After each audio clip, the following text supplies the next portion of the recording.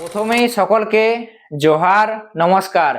2026-এর বিধানসভা নির্বাচনের আগে যেন একেবারে বাদ পড়ে গেল কর্মীদের যেটা মূল ইস্যু বা যেটা মূল দাবি রয়েছে।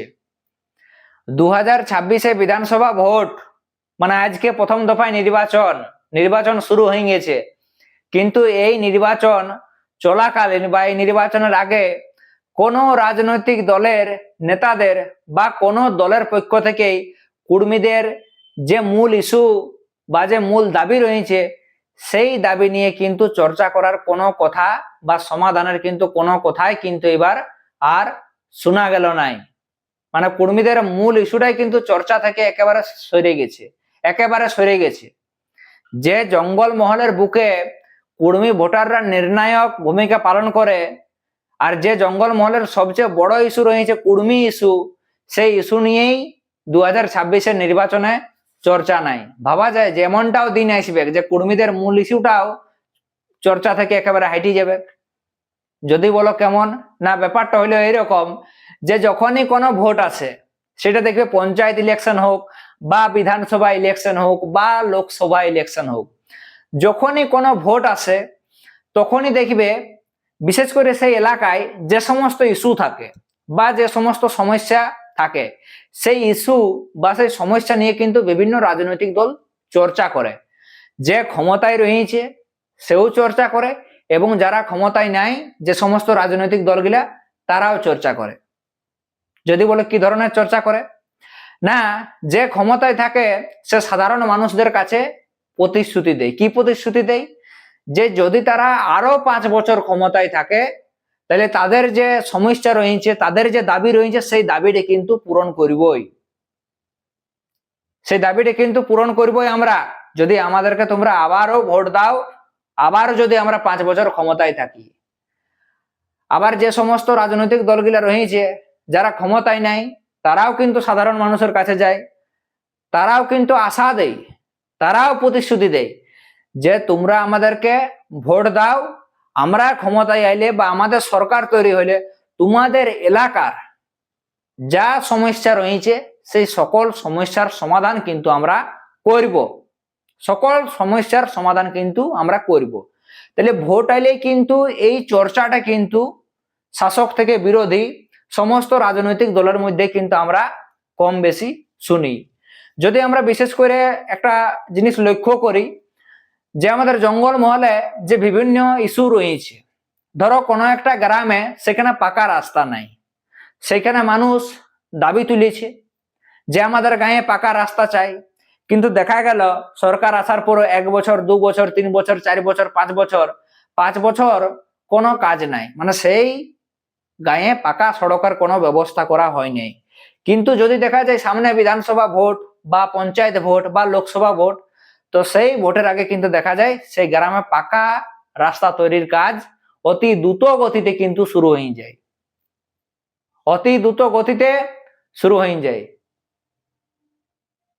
শুধুমাত্র সেই গ্রামেই লয়, বিভিন্ন জায়গাতে দেখবে যখনই নির্বাচন আসে, যেমন আমরা যদি বর্তমান সময় লক্ষ্য করি বিধানসভা ভোটের দিকে, তো বিধানসভা ভোটের আগেও আমরা সকলে হয়তো আমাদের আশেপাশে কম বেশি লক্ষ্য করেছি যে যে সমস্ত রাস্তাগুলা খারাপ রাস্তা ছিল, যেখানে খাল ছিল, যেখানে ডিপ ছিল, হ্যাঁ মানে যেখানে রাস্তাগুলার মোটামুটি অবস্থা খারাপ, সেই রাস্তাগুলা কিন্তু মেরামতির কাজ কিন্তু ভোটের বহু আগে থেকে শুরু হয়ে গেছে, জোর কদমে শুরু হয়ে গেছে। মানে একটা বিষয় তো আমাদের সামনে পরিষ্কার যে ভোট আইলেই বিভিন্ন যে মানে ছোটখাটো যে সমস্ত ইস্যু থাকে সেই ইস্যুর কিন্তু সমাধান হয়ে থাকে। তো আজ বর্তমান সময়ে কর্মীদের এই যে এত বড় একটা মূল ইস্যু রয়েছে, কর্মীদের মূল ইস্যুটা কি, না কর্মীরাকে শিডিউল ট্রাইব বা এসটি তালিকার অন্তর্ভুক্ত করতে হবে। এই নিয়েই তো সবার মাথা ব্যথা, বিভিন্ন রাজনৈতিক দল থেকে শুরু করে সবার এই নিয়ে মাথা ব্যথা যে কর্মীদেরকে এসটি বা শিডিউল ট্রাইব তালিকার অন্তর্ভুক্ত করতে হবে। আর এই দাবিটাকে সামনে রেখেই কর্মীরা কি করেছিল, না রেল অবরোধ করেছিল, সড়ক অবরোধ করেছিল, বিভিন্ন জায়গাতে বড় বড় সমাবেশ করেছিল। দাবি একটাই ছিল যে এসটি বা শিডিউল ট্রাইব তালিকার অন্তর্ভুক্ত করতে হবে। যখন দেখা যায় যে কর্মীদের এই দাবিটার ব্যাপারে কোনো সরকারই মাথা ঘামায়নি, সেটা বর্তমানে যে রাজ্য সরকার রয়েছে সেই সরকারও বিভিন্ন প্রতিশ্রুতি দিলে সেইভাবে মাথা ঘামায় নেই, আবার কেন্দ্র সরকারও সেইভাবে কিন্তু মাথা ঘামায় নেই।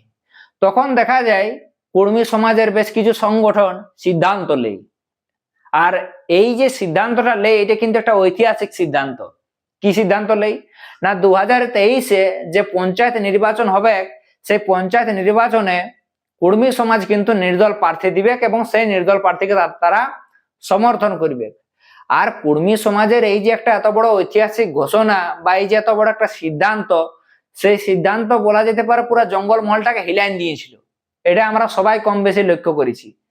ঘাঘর ঘেরাতে দেখা যায় অভিষেক বন্দ্যোপাধ্যায় থেকে শুরু করে বড় বড় যারা রাজ্যের বিজেপির হোক বা তৃণমূলের হোক বা সিপিএম এর হোক, যে সমস্ত বড় বড় নেতা রয়েছে তাদেরকে ঘেরাও করা হয়, কর্মীদের মূল দাবিটা তুলে ধরা হয় এবং পঞ্চায়েত নির্বাচনে মাঠে নামা হয়।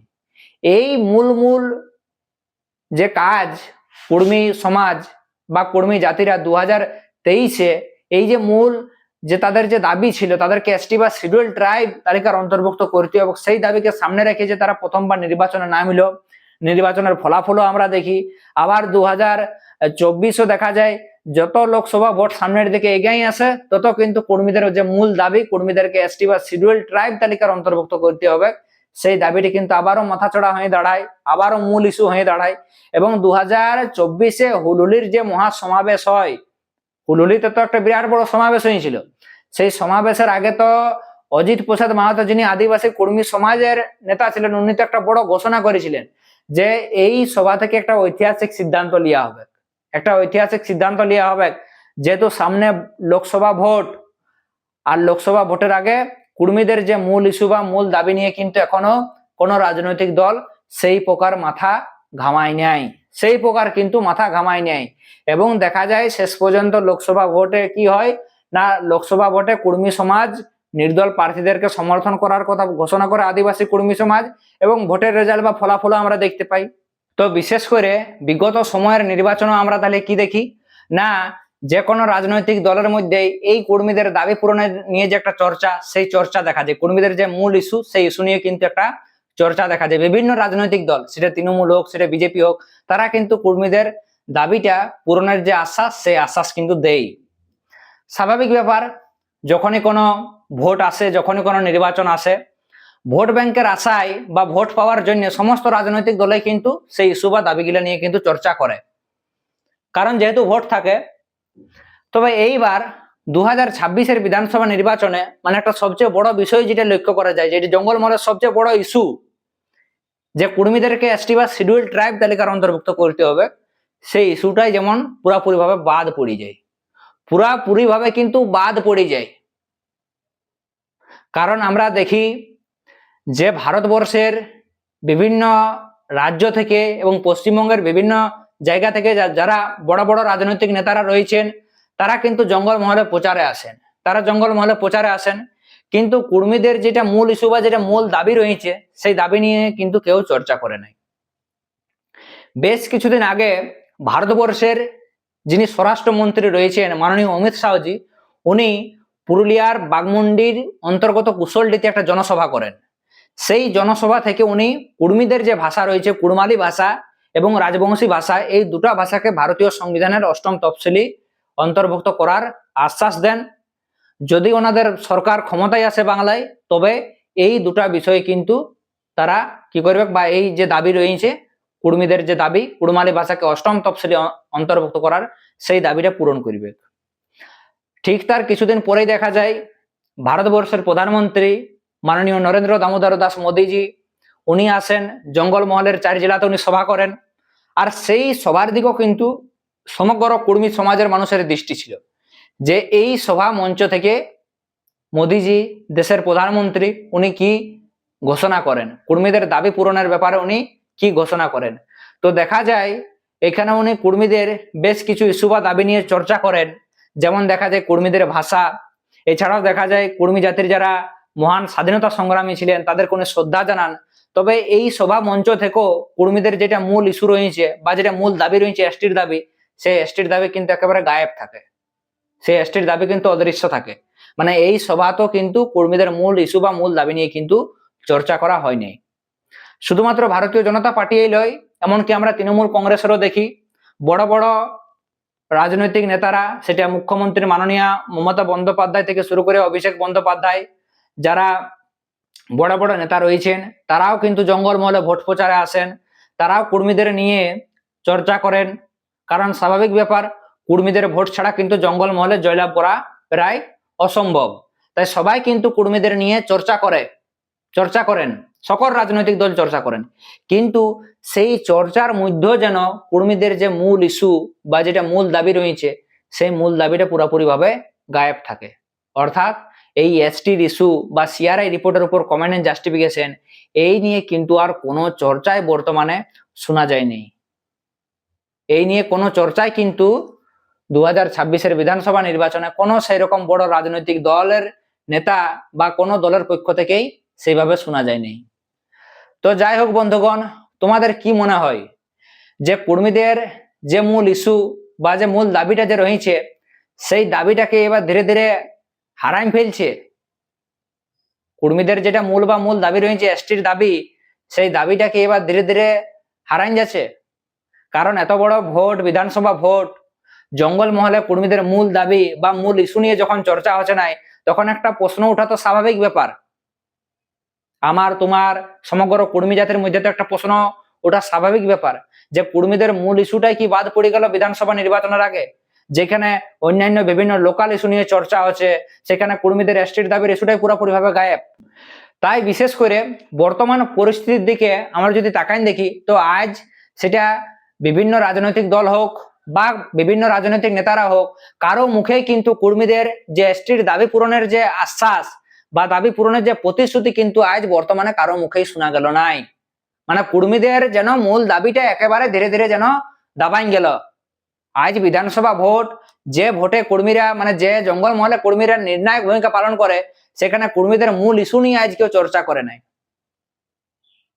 অনেকে দাবি তুলেছে কর্মীদের ভাষাটা করা হবে অষ্টম তফসিলি অন্তর্ভুক্ত। তো ভালো কথা, প্রয়োজন আছে, এটাও কর্মীদের দাবি বা ডিমান্ড রয়েছে। কিন্তু যেটা কর্মীদের মূল ইস্যু বা মূল দাবি যে কর্মীরাকে এসটি করতে হবে, সেই দাবি নিয়ে কিন্তু আজকে জঙ্গলমহলে চর্চা নাই। তো যাই হোক বন্ধুগণ, এই নিয়ে তোমাদের নিজস্ব ব্যক্তিগত মতামত কি রয়েছে? মানে কি এমন হতে পারে কারণ, যে কারণে আজ কর্মীদের মূল ইস্যুটা ঢাকাই গেল? তোমরা অবশ্যই তোমাদের ব্যক্তিগত মতামত নিজে কমেন্ট বক্সে কমেন্ট করে জানাবে। ততক্ষণ অবধি সবাইকে জোহার, নমস্কার জানাই। আজকের মতো আলোচনাটা এখানেই সমাপ্ত করছি।